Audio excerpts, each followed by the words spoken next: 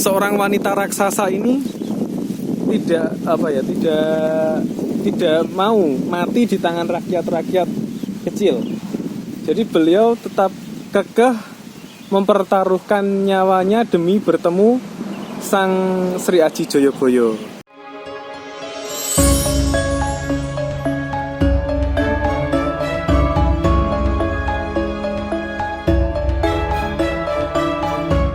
Sri Aji Joyoboyo itu kan ada kaitannya dengan Totok Kerot gitu. Nah, itu cerita rakyat. Oh, cerita rakyat. Ini sebuah folklore nah, ya. cerita rakyat juga bisa merupakan sejarah, bukti otentik juga bisa. Gini. Pripun. Kalau Totok Kerot cerita rakyat di zaman Loyo, termasuk zaman Hindu atau zaman Kadurgan, yang dalam arti kata orang-orang memuja Dewi Durga atau Candika atau ledek cerita sejarah kayak Sri kayak Mahasiwa. Nah, di zaman Kadurgan ada suatu bukan kerajaan, padepokan kecil yang dipandegani dan seorang orang yang perkasa sakti bekas senopati perang namanya adalah Ki Jenglong Joyo atau Jenglong Yudo. Di situ orang yang itu karena bekas seorang prajurit lalu menyendiri bertapa semedi, mempunyai suatu kekuatan gaib, kekuatan hitam. Nah, di situ mempunyai seorang anak namanya adalah Nyi Ngain. Nah, Nyi Ngain itu kalau seorang tua itu mempunyai suatu kemampuan kedigdayan atau ilmu-ilmu, tidak salah kalau anak itu menurun, ya toh, diberi pengalaman. Lalu dia menjadi orang yang sakti sehingga dia mengumpulkan banyak bala-bala tentara dan anak buah. Putri Nyi Ngain itu diganti Putri Wadalwerdi. Cerita rakyat, cerita dongeng. Nah, setelah detik berganti menit, karena mendengar suatu raja yang perkasa, dia ingin meminang kepada Sang Prabu Sri Aji Joyoboyo. Setelah Sri Aji Joyoboyo dipinang, tidak mau. Soalnya bentuknya welek seperti raksasa, kok meminang sang raja. Lalu dia marah bertapa. Berarti saat itu Nyi Ngain gitu? Ya, Nyi Ngain. Nyi Ngain itu adalah seorang manusia biasa atau iya, dari terah buto gitu? Ya, manusia biasa jelek seperti buto. Oh gitu. Nah, karena keperkasaannya lalu dia melamar kepada Joyo, tidak diterima, lalu dia menyusun kekuatan perang ingin melawan Sang Prabu Sri Aji Joyoboyo. Lalu dari Lodaya ke sini arah-arahan. Lah, lalu setelah arah-arahan dia mau menyerang bersiap-siap, lalu dia berkumpul di sebelah selatan di dekat pohon tanjung ramai-ramai, lalu dia mengadakan suatu latihan perang. Lah, latihan perang itu namanya adalah Pagunden atau Gunden. Sampai sekarang itu menjadi Gundi, sumber Gundi. Lah, lalu setelah itu karena tempat latihan Mesanggra itu di bawah pohon wit tanjung dengan banyak ramai-ramai, akhirnya tempat itu dijadikan nama Tanjung Gumuruh. Lah, desa Tanjung. Nah, di selatannya adalah tempat desa Kunir. Pada waktu dulu Joyoboyo bertapa, makanya ada buah kunir, tirakat. Nah, setelah terjadi suatu peperangan, lalu kerajaan Kediri rakyatnya kalah. Karena kalah, semuanya kalah, lalu Sang Mahapatih atau Pujangga bersama yaitu Empu Sedang, Panuluh dan para pujangga itu lari mencari Joyoboyo. Lah, Joyoboyo sedang bertapa semedi di bawah di tengah alas. Lalu tempat-tempat semedi, tempat wawancara itu sampai sekarang dinamakan Wono Catur. Desa Wono Catur, Wono itu alas, Caturi pangomongan, tempat kangge pangomongan. Lah, setelah itu berangkat untuk memerangi Sang Nyi Ngain dan Putri Wadalwerdi. Lalu karena Semar lalu Joyoboyo maju. Lah, Joyoboyo tidak perang. Karena dia menantang Joyoboyo dengan marah karena dia banyak catu-catu awake dengan senjata tajam. Wih, gojeh lah. Lalu menantang, lalu dengan marah metotok dengan lalu saking nesune Sang Prabu Sri Aji Joyoboyo, lalu Putri Wadalwerdi atau Nyi Ngain dari di sabda menjadi putri raksasa namanya Totok Kerot, mergo metotok karo kerot-kerot. Oh, gitu. Nah, itu cerita rakyat. Okay. Tapi kalau orang yang mahasiswa, orang yang sekolah tinggi tidak percaya dengan kisah itu. Nah, mungkin saja bagi orang-orang yang berpengalaman sejarah itu patung wanita Dwara Pala. itu kira-kira bagi saya loh, Oke. itu adalah lambang kerajaan Kediri pada waktu dulu yang terbenam atau lainnya belum diketemukan. Lambang patung lambang kerajaan Kediri. Kalau satu namanya adalah patung Gupala. Lambang kerajaan pada waktu semua agama Hindu, lambang kerajaan adalah patung. Patung Gupala di tengah perapatan atau di tengah latar atau di alun-alun. Tapi kalau itu nanti ditemukan lagi satu, berarti patung Dwirapala. Nah, patung loro yang saya menjaga pintu gerbang. Oke, biasanya menjaga pintu gerbang Ya, candi ya. ya itu lambang lah. Kalau di pewayangan gunung kayak di gunung kan jaga loro kan lho. Kayak corane patung Dwarapala.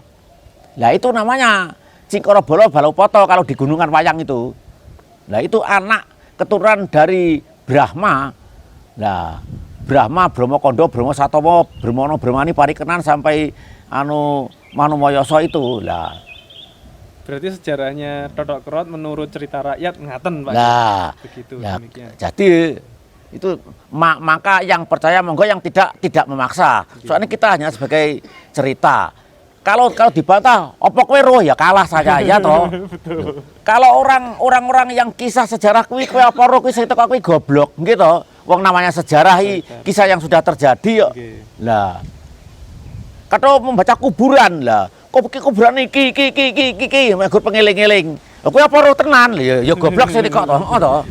Lah dari sambung lidah cita rakyat para leluhur yang ada. Jadi kita harus mengerti antara sejarah dan cerita rakyat. Kalau cerita rakyat cerita sambung lidah.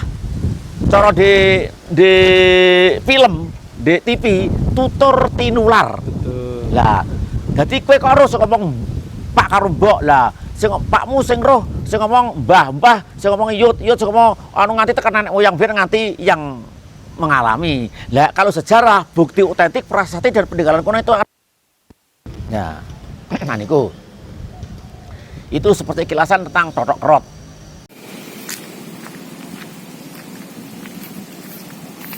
Nah, kita sedang berada di kawasan situs Totok Kerot. Kalau menurut penuturan Pak Suratin tadi, Totok Kerot ini adalah seorang raksasa yang mempunyai nafsu atau mempunyai keinginan untuk melamar Sri Aji Joyoboyo.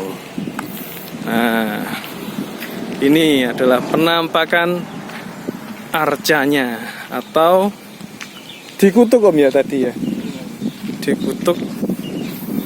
Nah, seperti ini guys, saudara-saudara.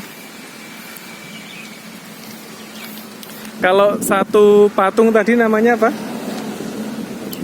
Gopala ya. Berarti ini diindikasikan Gopala atau Dwarapala? Gopala ya berarti. Karena tidak ditemukan patung lagi. Dan ini tangannya hilang satu, saudara-saudara.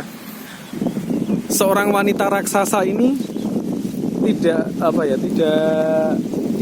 mau mati di tangan rakyat-rakyat kecil. Jadi beliau tetap kekeh mempertaruhkan nyawanya demi bertemu Sang Sri Aji Joyoboyo. Nah, setelah ketemu Sri Aji Joyoboyo dengan penuh luka, mungkin saat itu tangannya sudah terpotong atau belum saya kurang tahu.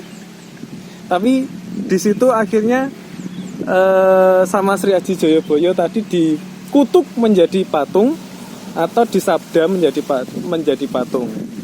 Demikian cinta yang tak terbalas oleh Sri Aji Joyoboyo, dan akhirnya karena mekokok dan kerot-kerot ya kan. Tadi katanya metotok. Karena dia duduk metotok dan kerot-kerot, atau kalau bahasa Indonesianya kerot-kerot itu adalah gregeten, ya kan? Iya, itu sampai giginya Gregeten hilang. Ya, sampai giginya mungkin putus karena kerot-kerot tadi. Jadi dinamakan menjadi patung Totok Kerot. Tapi kalau menurut saya pribadi, Gimana? Menurut Samuel pribadi gimana Om? kalau ini kan dinamakan bisa jadi Dwarapala juga. Mm-hmm. Dwarapala itu kan sebagai penjaga. Sebagai penjaga candi. pintu candi. Nah, biasanya ada dua. Cuman ini mungkin masih terpendam ditemukan satu. hanya satu.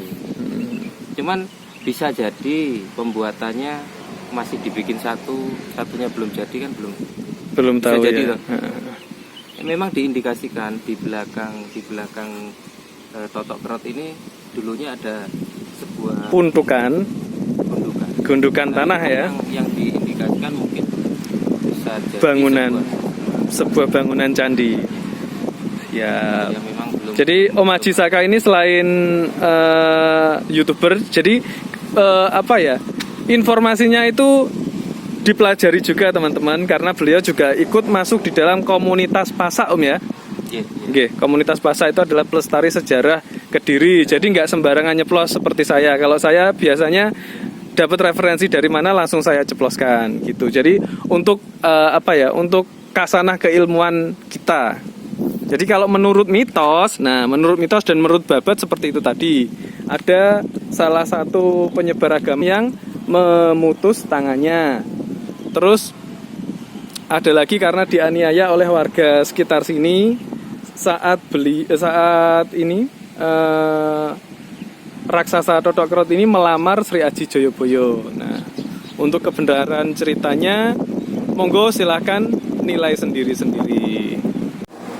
Jadi seperti yang kita ketahui tadi dari berbagai referensi, baik itu sumber sejarah dari anggota Pasak, yaitu Om Haji Saka, dan juga dari penutur sejarah tua yaitu Pak Suratin, bisa dikatakan bahwa Totok Kerot ini ada beberapa versi dari babat Kediri, dari penuturan Pak Suratin atau cerita legenda rakyat tadi yang melamar Sri Aji Joyoboyo, dan juga dari Om Haji Saka yang katanya ini bukan Gopala, saudara-saudara. Gopala itu adalah salah satu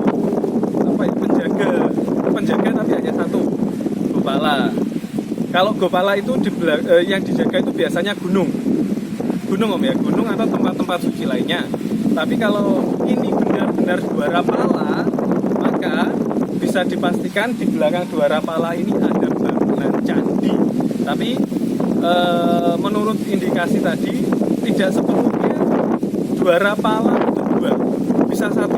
Karena apa? Karena yang satu mungkin belum ditemukan, bisa jadi, dan mungkin baru dibangun satu, yang satu baru mau dibangun, ada perang besar atau ada gunung meletus, jadi tidak bisa dilanjutkan. Tapi kalau menurut warga sekitar sini, itu dulu di belakang patung Totok Kerot itu ada apa ya namanya, seperti gundukan tanah. Nah, diindikasikan itu adalah bangunan candi, tapi sekarang masih dikuasai warga dan dibangun ditanami sebagai sawah. Jadi belum ada penelitian lagi, saudara-saudara. Dan ada lagi bukti peninggalan juga bahwa di sebelah situs Arca Totok Kerot ini kan dibangun taman. Ya. Nah, ini di waktu pembangunan juga diketemukan struktur bata. Struktur ya. Iya. Struktur Batu bata. batu bata. Iya, iya. Tapi dari melihat dari peninggalan dari patung Totok Kerot ini bisa dipastikan itu adalah dari era kerajaan Kadiri, Om ya. Kadiri karena ada lambangnya Candra Kapala atau Dahanapura ya. Iya, kemungkinan Candra Kapala. Tapi kurang jelas sih. Kurang jelas, itu dirusak kayaknya. Coba nanti kita drone agar lebih dekat lagi, karena ini tidak boleh masuk, saudara-saudara, kawasan BPJB tidak boleh masuk. Coba nanti kita lihat dari atas. Oke, demikian laporan dari saya. Terima kasih telah menyaksikan YouTube ini, dan jangan lupa di subscribe